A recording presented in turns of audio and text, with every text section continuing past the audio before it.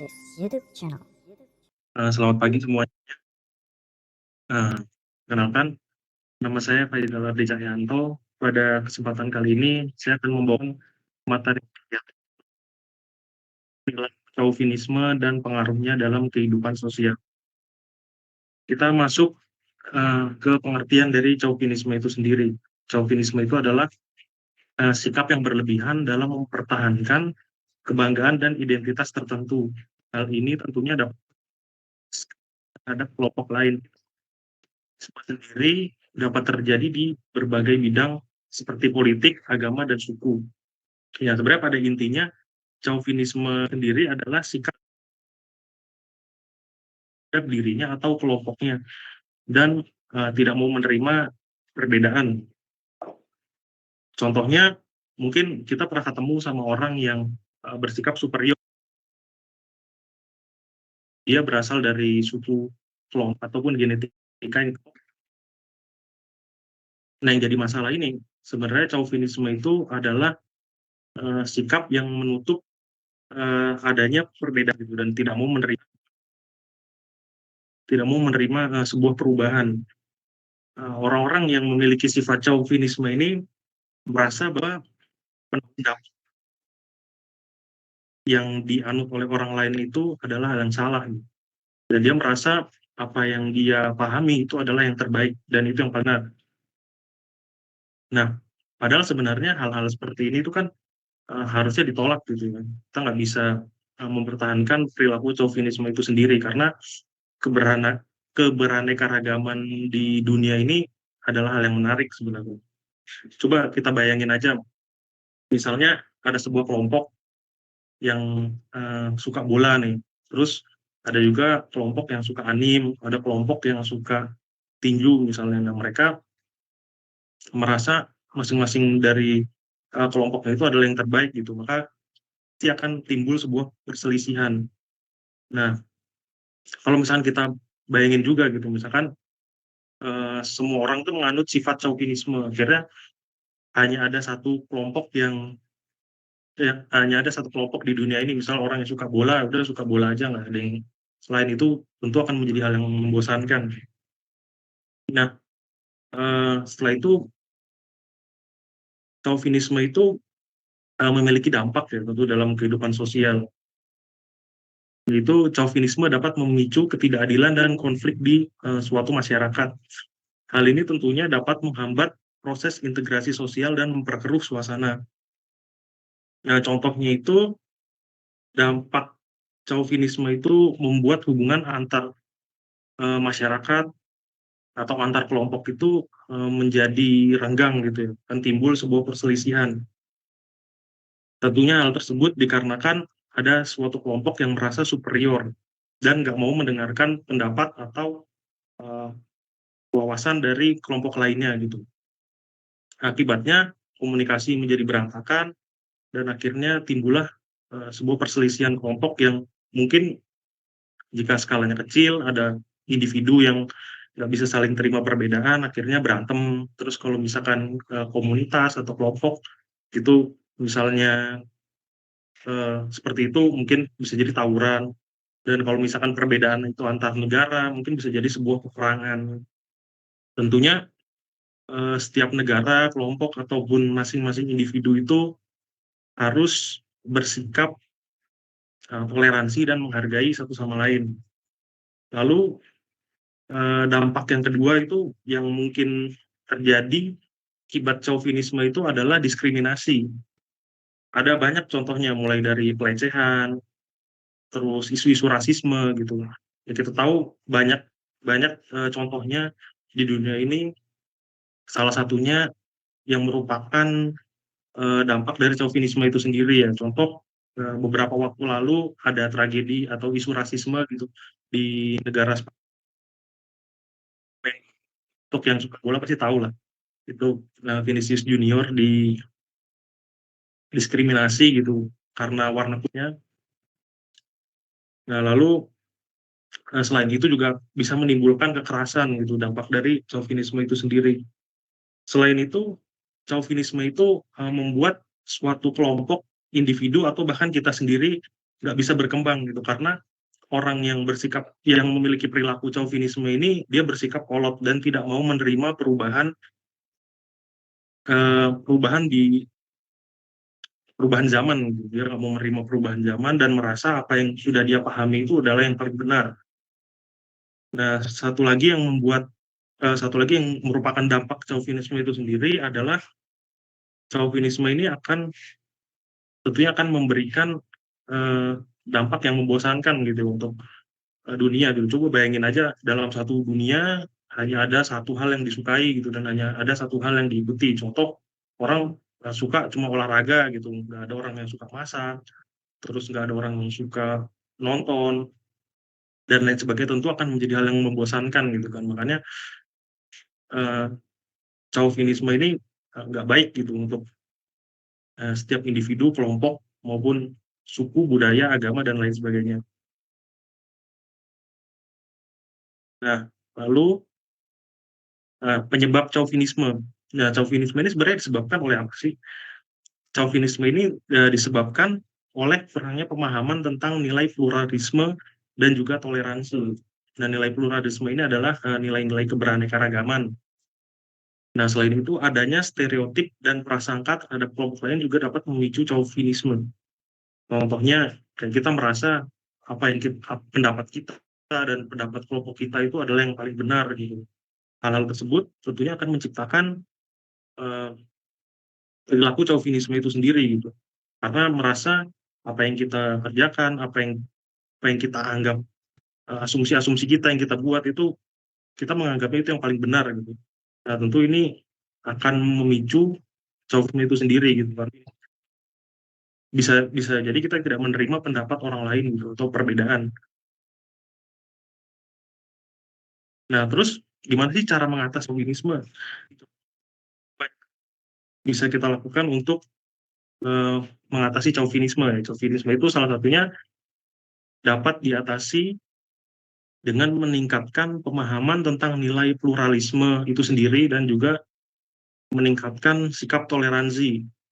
Selain itu juga perlu upaya untuk mengurangi stereotip dan prasangka terhadap kelompok lain gitu. Nah, contoh pertamanya yaitu tadi kita harus melihat diri kita sendiri dan mencari pengalaman baru atau memperluas wawasan dan menerima perbedaan gitu. Karena setiap zaman itu kan, karena zaman itu kan pasti akan maju. Nah, kita harus menerima perubahan tersebut gitu. Yang kedua juga tentu saja menghargai, sikap saling menghargai. Itu penting sekali gitu, untuk mengatasi chauvinisme itu sendiri gitu. Karena jika nggak ada sikap saling menghargai atau toleransi menerima pendapat orang lain, itu nggak ada ya, itu akan tumbuh perilaku chauvinisme gitu dalam individu, kelompok, ataupun negara. Yang ketiga tentunya membuat sebuah komunitas yang saling berkolaborasi gitu. Kita antara orang yang suka bola itu kolaborasi sama orang yang suka K-pop, atau mungkin berkolaborasi sama orang yang suka nonton anime dan lain sebagainya. Itu contoh sederhananya, kayak ya seperti itu kurang lebih. Nah, lalu pada suatu kelompok untuk menghindari chauvinisme itu sendiri, tentunya ada peran dari seorang pemimpin gitu ya. Pemimpin ini menjadi orang yang cukup penting dan memberikan dampak terhadap kelompok. Nah, pemimpin dapat berperan dalam mengatasi chauvinisme dengan memberikan dorongan terhadap kelompok untuk meningkatkan sikap toleransi. Selain pemimpin juga dapat mengeluarkan kebijakan yang menghargai keberagaman budaya dan identitas. Tentunya peran pemimpin dalam memimpin suatu kelompok untuk menghindari atau mengatasi chauvinisme itu, pertama-tama seorang pemimpin itu harus menjadi teladan yang baik tentunya. Harus memiliki sikap toleransi yang baik, harus bisa menghargai sesama orang lain, lalu menerima pendapat orang lain, dan lain sebagainya. Lalu seorang pemimpin itu harus mempromosikan yaitu budaya menghargai, toleransi, dan lain sebagainya. Dan juga membangun kesadaran kerjasama antar kelompok, individu, ataupun suku dan bangsa gitu. dan tentunya setiap anggotanya saling menghargai, bekerja sama, dan juga, menerima perbedaan gitu. Nah, kesimpulannya sebenarnya Chauvinisme itu adalah perilaku yang dapat menimbulkan ketidakadilan dan konflik di masyarakat. Jadi ini merupakan perilaku yang, negatif ya. Oleh karena itu, kita sebagai manusia yang merupakan makhluk sosial perlu melakukan upaya untuk mengatasi Chauvinisme itu sendiri dengan pemahaman, tentang nilai pluralisme dan juga toleransi, serta mengurangi stereotip dan prasangka, dan memperluas pendidikan multikultural. Dan kita juga sebagai pemimpin harusnya dapat berperan dalam mengatasi Chauvinisme itu sendiri melalui kebijakan yang menghargai keragaman budaya dan identitas. Jadi sebagai makhluk sosial, kita harus bisa menghargai dan juga, mendengarkan pendapat orang lain gitu, karena di setiap negara, di setiap suku, di setiap daerah itu pasti terdapat perbedaan gitu, bahkan ya setiap agama pun juga terdapat sebuah perbedaan gitu. Makanya oleh karena itu kita harus saling menghargai masing-masing pendapat, tersebut gitu. Nah baik, kurang lebih, itu materi yang saya sampaikan di hari ini. Jika ada kesalahan atau kekurangan dalam penyampaian, mohon maaf. Terima kasih. Oke, baik, terima kasih Kak Faisal atas pemaparan materinya. Dari Ya, Kak William, bagaimana untuk terkait dengan tanggapannya? Menurut aku sih, materinya bagus banget ya, soalnya di hidup aku juga tuh banyak, eee, aku juga nolak chauvinisme. Soalnya di sekitar kayak teman-teman aku itu aku juga, mmm, punya kayak banyak perbedaan. Jadi misalnya kayak aku suka, hal A sama hal B, terus temen aku suka hal C, itu ada banyak juga yang kayak gitu. Paling itu aja sih Kak, intinya aku juga menolak chauvinisme karena itu juga hal yang sangat, tidak baik, untuk kita, tiru, untuk kita lakukan. Terima kasih, Kak. Oke. Terima kasih Kak William. Mungkin, terima kasih Kak Yudan. next-nya dari Kak Retno and Utari. Halo, pagi semua. Oke, Iya, thank pagi. you ya. Sebelumnya thank you buat Faisal karena aku baru dengar istilah chauvinisme. Tapi tadi ketika aku googling, ternyata ini sangat relate sama apa yang kuhadapi. Kebetulan kan aku udah tinggal di Bali lebih kurang 2 tahun dan mungkin dari teman-teman tahu ya di Bali kan lebih multikultural ya karena orang-orang yang ditinggal di sini berasal dari banyak banget negara. Nah, sebelumnya aku pengen tanya dulu deh, chauvinisme ini lebih spesifik mengenai kita membangga-banggakan yang berlebih terhadap bangsa kita atau juga terhadap tadi kelompok-kelompok yang mungkin klub dan sebagainya. Iya, relatif sih Kak. Jadi pokoknya kita tuh kalau, chauvinisme itu pada intinya tuh dia menganggap apa yang kita ikuti itu yang paling benar gitu loh. Kurang lebih kayak Oke. gitu. Iya. Oke. Karena tadi saya cek di Google itu mereka mengatakan lebih ke specifically ke kayak cinta tanah air tapi yang berlebihan dan tidak pada tempatnya gitu sih. Nah, Iya. kalau mengenai yang Faisal jelaskan itu masih sering banget aku ketemu ya. Jadi misalkan Iya. ketemu teman-teman dari negara mana mereka membanggakan, oh fashion style kita lah yang terbaik, oh wine kita yang terbaik, oh ini kita yang terbaik. Nanti ketemu si B dan negara yang lain mereka saling berargumen lah. Nah, sebenarnya menurutku ya, gimana menghindarinya itu harus dari pribadi mereka sendiri nggak sih? Misalkan gimana mereka lebih toleran terhadap kelompok lainnya gitu loh. Tetapi mungkin yang aku pengen tanyakan menurut Faisal nih, kira-kira ketika kita dihadapkan dengan situasi tersebut, jadi kita di pihak yang netral ya, mereka yang berargumen satu sama lain, mereka yang melakukan chauvinisme. Menurut Faisal, yang paling tepat kita lakukan apa sih selain diem dan nontonin? Yang paling tepat mungkin kita, ini ya, mungkin kita tegur tapi, apa namanya, dengan kita menjelaskan juga nih, kira-kira dampaknya tuh seperti apa sih kalau misalkan diteruskan gitu, berargumen kayak gitu tuh. Kira-kira kita kasih dampaknya, kita kasih tahu nih dampaknya, seperti apa, terus harusnya tuh seperti apa sih kalau misalkan kita, eee, bicara soal, budaya masing-masing negara ya mungkin, ya kita saling terima gitu perbedaannya. Misalkan contoh, budaya Arab sama budaya Barat gitu misalnya. Cara berpakaian kan ini jadi perdebatan gitu kan, karena kan, keduanya berbeda gitu kan.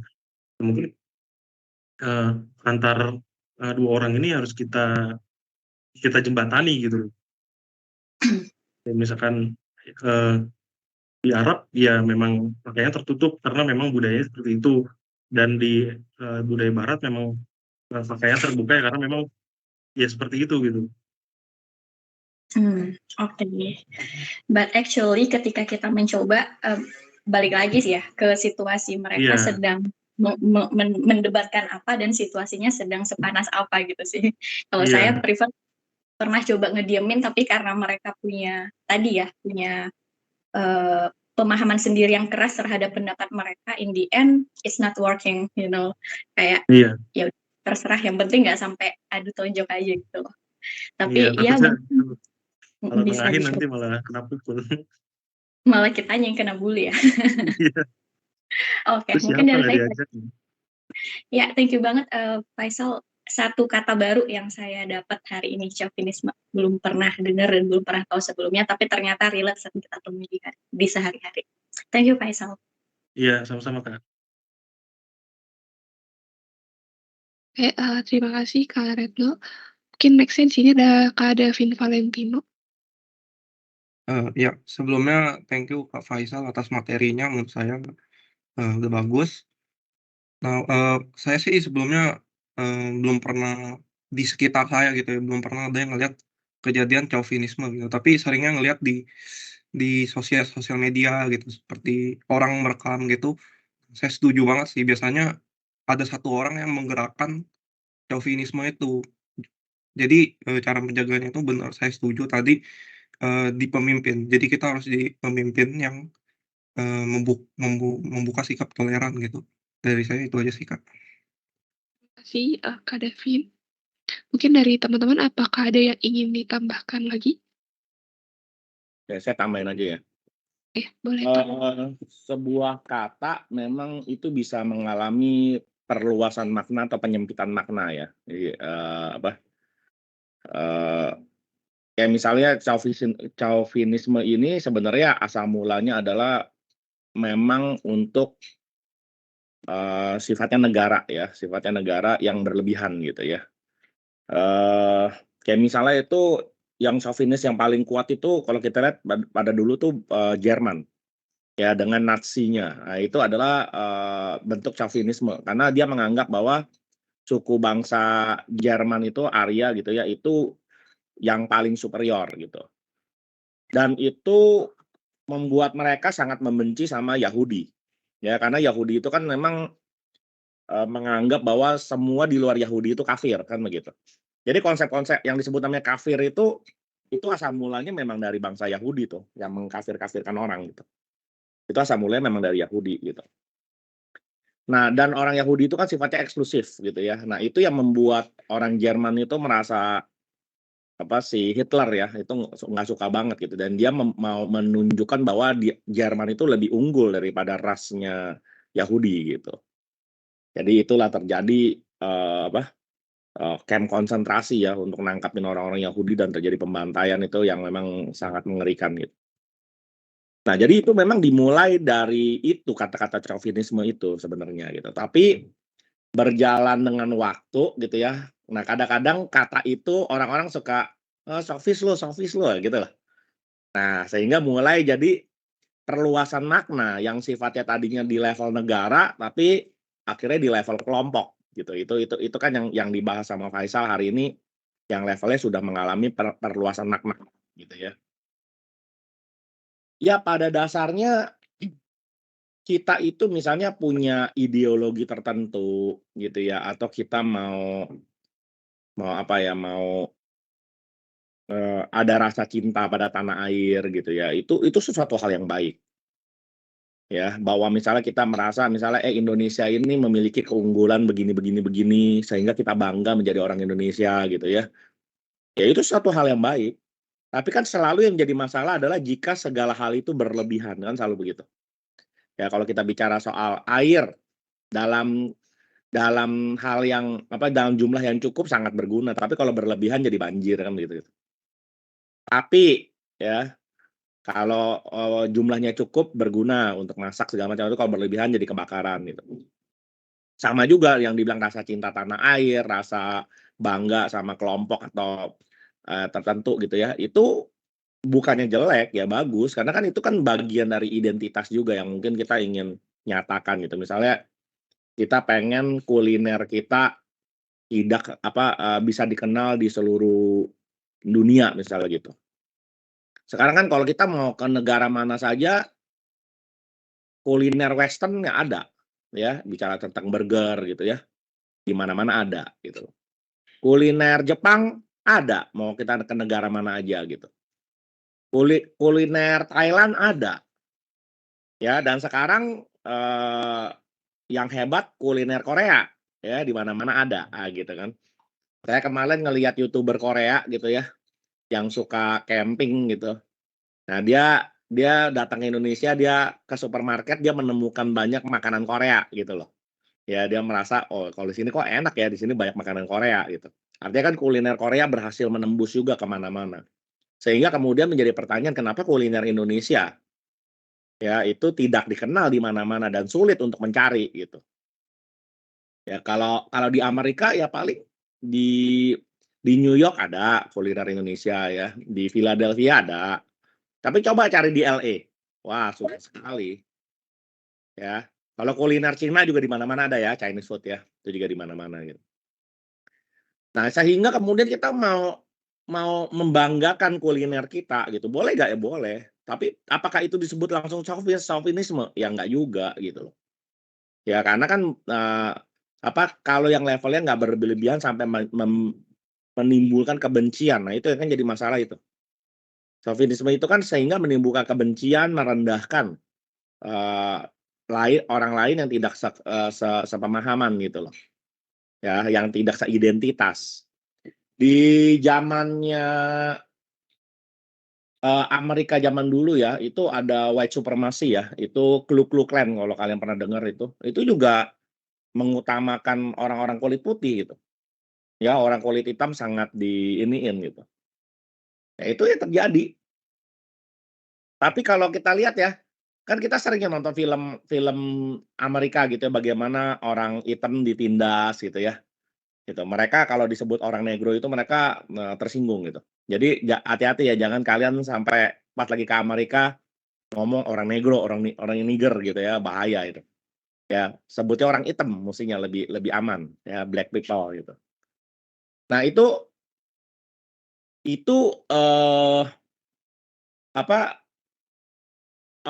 sehingga kemudian jadi kebangkitan gitu ya, jangan sampai orang hitam itu ditindas gitu, dan terutama memang ada satu pidato speech yang sangat terkenal yaitu dari Martin Luther King ya. Jadi bedakan sama Martin Luther ya, Martin Luther dari Jerman gitu. Yang Martin Luther King yang orang Amerika itu ya, yang dia punya speech-nya itu yang judulnya I Have a Dream itu ya, itu sangat membangkitkan gitu ya, jiwa yang orang negro orang hitam ini jangan sampai merasa terus inferior gitu. Makanya sekarang kita lihat ya misalnya film, udah nonton Little Mermaid belum? Nah, Little Mermaid-nya kan sekarang kan kulitnya hitam gitu ya. Nah, banyak yang nggak setuju tuh, ya, yang di luar mungkin yang lebih nggak setuju. Kalau di Amerika sih diterima dengan baik ya, gitu. Itu pun saja ada yang nggak setuju juga gitu ya, gitu. Tapi anyway, ya sehingga akhirnya ada di mana-mana tuh ya yang soal itu gitu. Dan bahkan Amerika akhirnya berhasil tembus ya, Barack Obama jadi presiden kulit hitam pertama kan, gitu. Tapi anehnya ya kalau kita mau bilang gitu ya, yang orang hitam merasa dirinya didiskriminasi orang putih, orang kulit putih. Tapi saat ini kalau kalian di Amerika, kalau kalian sering dengar ya, Justru orang kulit hitam mendiskriminasikan orang keturunan Cina. Gitu ya. Jadi terutama gara-gara habis Covid tuh. Ya waktu Covid kan, orang yang udah mata sipit gitu ya, dan dia kan kalau orang sana juga nggak bisa membedakan tuh orang Korea, orang Jepang, orang Cina. Ya, pokoknya selama matanya sipit aja, kayak buat mereka tuh udah dianggap Cina aja gitu. Nah itu didiskriminasikan justru sama orang hitam yang merasa dirinya ditindas sama orang putih. Nah orang tuh begitu gitu loh. Ya bukan masalah dia kulit putih, kulit hitam, kulit kuning, bukan masalah itu. Ya, apakah kemudian seorang kulit hitam tidak mendiskriminasikan? Ya mendiskriminasikan juga. Ya, ya ketika dia merasa lebih superior, ya itu yang terjadi. Makanya mindset kita yang harus hati-hati ya. Kita harus punya sebuah pemahaman gitu ya. Kita bangga sama identitas itu tidak salah. Ya, tetapi jangan lupa bahwa Tuhan memang menciptakan manusia itu berbeda-beda gitu. Ya, dan tidak ada seseorang pun yang bisa memilih ya, tidak seorang pun bisa memilih dia dilahirkan dengan kulit apa, dia dilahirkan di bangsa apa. Ya, itu semua kan hak prerogatifnya Tuhan. Lalu ketika kita kemudian menyerang orang ya, atau merendahkan orang oleh karena warna kulitnya, oleh karena kebangsaannya, oleh karena apa, identitas atau apa gitu ya. Itu kan secara tidak langsung dia sedang melecehkan Tuhan. Ya, melecehkan Tuhan yang menentukan demikian gitu loh. Ya, itu yang kita mesti hati-hati ya di dalam hal ini bukan cuma masalah sudut pandang saja, tapi ini masalah relationship kita dengan Tuhan itu yang orang mesti pikirkan gitu. Nah, itu aja kira-kira tambahan dari saya. Thank you.